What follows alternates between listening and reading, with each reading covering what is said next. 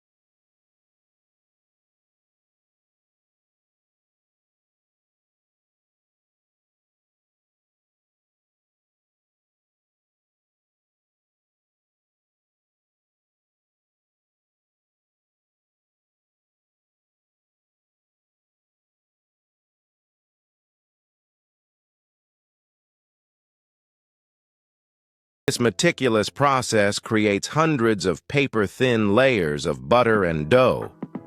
These layers are what give the croissant its signature flakiness and buttery aroma. The process takes hours and must be done in a cool environment to prevent the butter from melting into the dough too soon. After lamination, the dough is wrapped and chilled again before being rolled out one final time. It's then cut into long, slender triangles. Each triangle is gently stretched, then rolled from base to tip into that familiar crescent shape. These shaped croissants are then arranged on trays and left to proof, a gentle process where the yeast ferments the dough, causing it to rise, soften, and develop its nuanced flavors. This stage can take several hours and is sensitive to temperature and humidity. Once perfectly proofed, the croissants are brushed with a glossy egg wash that gives them their golden, shiny exterior. They're then baked in a preheated oven where the heat activates the yeast one last time, creating an impressive oven spring. The layers begin to separate, the butter steams, and the croissants puff up beautifully. The scent that fills the kitchen is unmistakable, rich, warm, and utterly inviting. When they come out of the oven, the outer crust is crispy, delicate, and shatters slightly when bitten. The inside reveals a soft, honeycombed interior that is tender, moist, and packed with buttery flavor. This contrast in texture, the crispness of the outside and the pillowy softness of the inside, is what makes the croissant so unforgettable. It's no wonder it has become a staple in bakeries and cafes around the world. Croissants are not only enjoyed plain, but are also the base for delicious variations. Pain au chocolat, almond croissant, ham and cheese-filled croissants, each one tells its own story. They're perfect as a breakfast treat with a strong coffee, or as a luxurious afternoon indulgence with a touch of jam or fresh fruit. So, next time you enjoy a croissant, take a moment to appreciate the craftsmanship and care that went into making it. It is the result of precision, patience, and passion, a true culinary masterpiece that reflects generations of baking tradition and skill. The croissant, a golden, flaky, buttery crescent of joy, is more than just a beloved breakfast staple. It is the product of centuries of culinary history, cultural exchange, and evolution.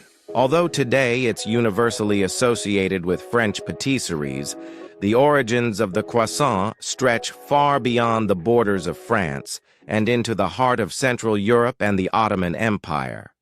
Our story begins in the late 17th century, in Vienna, Austria.